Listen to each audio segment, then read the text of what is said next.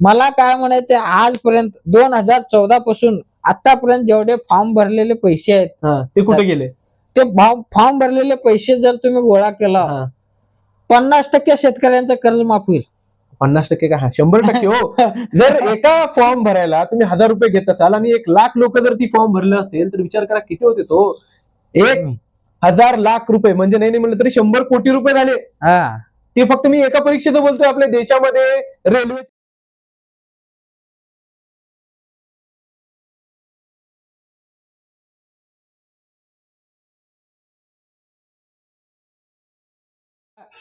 मी आता ग्रॅज्युएशन आहे, माझ्या बीकॉम शिकलेलं आहे. म्हणजे बँकेत गेलो तर एका जागेसाठी 1000 लोक फॉर्म भरणार. तुम्हाला सांगायचं तर 2018ला मी एक फॉर्म भरलो होतो रेल्वे पोलीस भरतीचा. मुंबईला घाटकोपरला ती भरती होती. मी आणि माझा मित्र भरलो होतो. मग तिथे गेलो, तिथं होते 300 सीट. मग मी तिथं रात्री जाऊन उतरलो आणि ग्राउंडवर जाऊन पोहोचलो. सकाळी उठलो, लोक बघतो तर तरुणाचं महापूर आल्यासारखं महापूर. मी तिथल्या व्यवस्थापकाला विचारलो, बाबा म्हणलो किती जागा आहेत? 300 जागा आहेत. फॉर्म किती आले? 65,000 फॉर्म आले.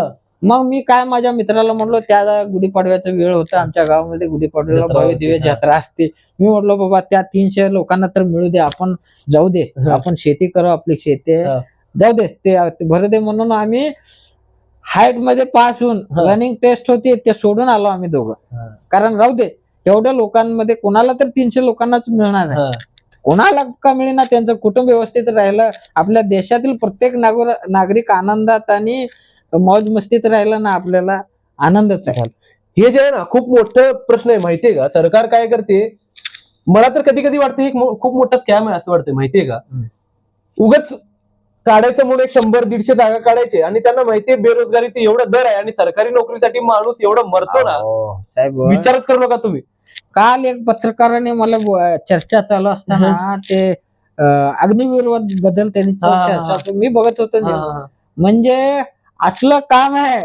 आज आमच्या गावातले एक 10-15 तरुण आहेत की मी संध्याकाळी झाले की रामपूर रोडला पळत असते, सकाळी पहाटे बघतो त्यांनी रनिंग करत असतात. त्यांना आर्मी मध्ये पोलीस भरती व्हायचंय.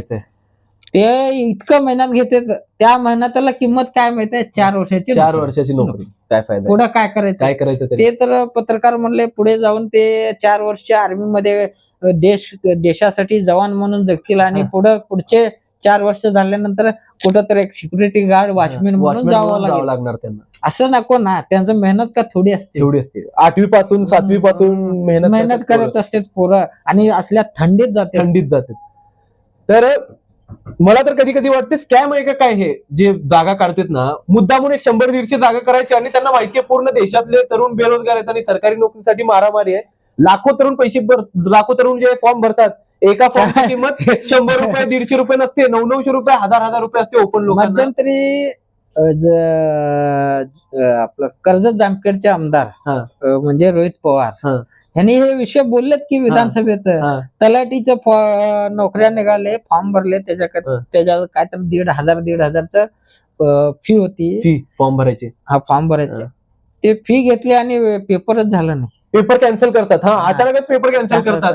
मला काय म्हणायचं, आजपर्यंत 2014 पासून आतापर्यंत जेवढे फॉर्म भरलेले पैसे आहेत ते कुठे गेले? ते फॉर्म भरलेले पैसे जर तुम्ही गोळा केला 50% शेतकऱ्यांचं कर्ज माफ होईल. 50% का? 100% हो. जर एका फॉर्म भरायला तुम्ही 1000 रुपये घेत असाल आणि 1,00,000 लोक जर ती फॉर्म भरले असेल तर विचार करा किती होते तो. 1,000 रुपये म्हणजे नाही म्हणलं तरी 100 कोटी रुपये झाले. ते फक्त मी एका परीक्षेचं बोलतोय. आपल्या देशामध्ये रेल्वेचे 100 परीक्षा असतात, पोलीस भरतीची 100 परीक्षा असतात, डॉक्टरेटचे नीटचे 100 परीक्षा असतात. किती परीक्षा आहेत आपल्या देशामध्ये, किती फॉर्म भरते.